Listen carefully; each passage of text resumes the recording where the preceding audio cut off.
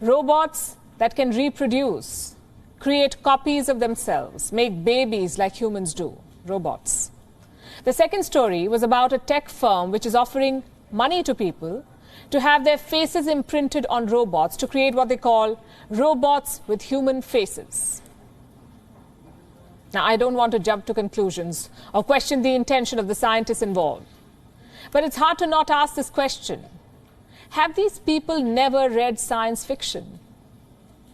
They're creating robots that can multiply and machines that will look like us. What could possibly go wrong? Well, that's the question we'll try to answer tonight, because they've not been able to answer it themselves, as we decode the many dangers involved with such experiments and understand the many adverse consequences they can lead to. We'll begin with the reproductive robots. They're being nurtured in the United States. Scientists have created robots that can produce an offspring. They're calling them Xenobots. This is what they look like. These tiny organisms that you see, these spherical clumps, they're Xenobots. And they're not made of metal or plastic. They've been created from biological tissues, which essentially makes them living robots. Robots that can move on their own, heal on their own, and now, of course, reproduce on their own. How exactly were they created? By assembling stem cells from embryos into synthetic life forms. Allow me to explain. I know it sounds complicated.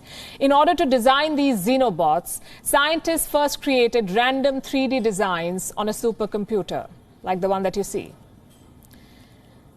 Simulated blocks of skin and heart cells that can move on their own. These blocks, or configurations, were then assigned tasks through an algorithm. What kind of tasks? Like walking in a certain direction, basic things. The most promising configurations here, the ones that perform the tasks well, were then taken to a lab to be injected with life. Life taken from African clawed frogs. These toads that you see, they're the source of life in Xenobots. This species is found in sub-Saharan Africa. It can regenerate its skin when wounded. So this is what scientists did. Take out skin and heart cells from the embryos of these organisms and then inject them into 3D blocks through tweezers and electric tools.